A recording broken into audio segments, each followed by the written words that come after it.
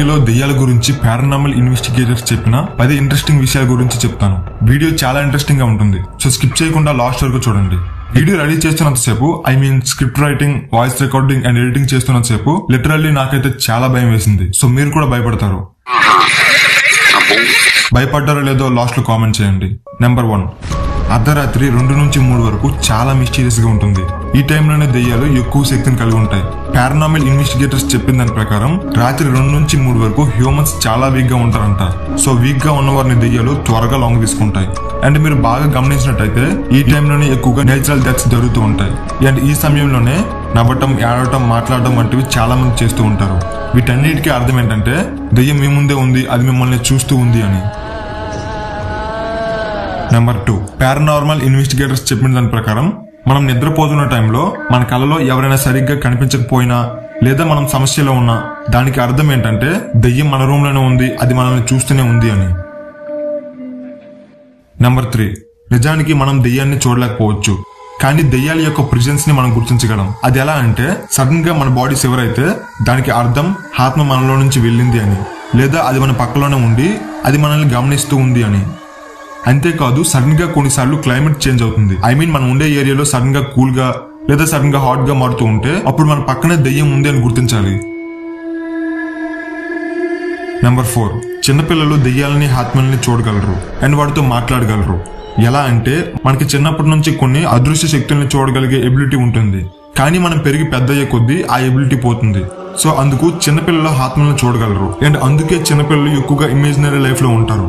And వాళ్ళకి ఎక్కువగా sleeping problems ఉంటాయి. అందుకే వాళ్ళు నైట్ టైం సడన్ గా ఏడుస్తూ ఉంటారు. అండ్ మనం బాగా అబ్జర్వ్ చేసినట్టయితే వీళ్ళు ఎక్కువగా చీకట్లో చూస్తారు. కాబట్టి చిన్నపిల్లలని ఈ ఆత్మలు త్వరగా లొంగ తీసుకోగలవు. అండ్ ఈ దెయ్యాలు వాళ్ళ ఇమేజినరీ ఫ్రెండ్స్ గా ఉంటూ వాటితో మాట్లాడుతూ ఉంటాయి.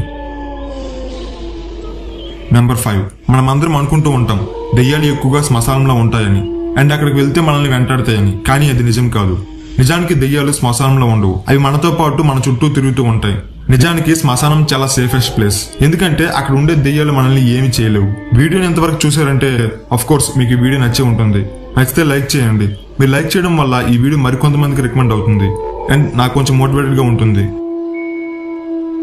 నెంబర్ 6, ఆత్మలు దెయ్యాలు ఎక్కువగా మంచి వాసనకి అట్రాక్ట్ అయిపోతూ ఉంటాయి. ఒకవేళ రాత్రిపూట మనం ఏదైనా పర్ఫ్యూమ్ కొట్టుకుంటే ఆ స్మెల్ కి ఆ ఆత్మలు అట్రాక్ట్ అయ్యి మన చుట్టూనే తిరుగుతూ ఉంటాయి. అంతేకాదు దెయ్యాలు పంచువాలిటీని కూడా మెయింటైన్ చేస్తాయి. ఎలా అంటే ఈ రోజు అర్ధరాత్రి 2 గంటలకు నిద్ర నుంచి సడన్ గా మేల్కుంటే ప్రతిరోజు అదే టైంకి నిద్రలేస్తారు. అంటే ఆత్మలు మన బ్రెయిన్ ని తన కంట్రోల్లోకి తెచ్చుకొని అవి మన నిద్రని డిస్టర్బ్ చేస్తూ ఉంటాయి, ఎందుకంటే వాటికి మన అటెన్షన్ కావాలి. నెంబర్ 7, పారానార్మల్ ఇన్వెస్టిగేటర్స్ చెప్పిన దాని ప్రకారం దెయ్యాలని మనం మన ఓపెన్ ఐస్ తో చూడలేము, క్లోజ్డ్ ఐస్ తో మాత్రమే చూడగలం. ఎలా అంటే ఒకవేళ మీరు నిద్రపోతున్నప్పుడు దెయ్యాన్ని చూస్తే అది మీ కళ్ళలో కాదు, మీరు నిజంగానే చూశారు. దెయ్యాలు ఆత్మలు వెలుగులో ఉండలేవు, అవి ఎప్పుడూ చీకట్లోనే ఉంటాయి. డే టైంలో కాకుండా నైట్ టైంలోనే వెంటాడుతాయని. ఎందుకంటే నైట్ టైంలో పాజిటివ్ ఎనర్జీ చాలా తక్కువగా ఉంటుంది, బట్ నెగిటివ్ ఎనర్జీ చాలా ఎక్కువగా ఉంటుంది.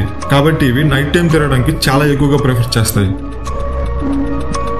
నెంబర్ 8, పారానార్మల్ ఇన్వెస్టిగేటర్స్ చెప్పిన దాని ప్రకారం మీ రూమ్ లో కుర్చీలని ఖాళీగా ఉంచకండి.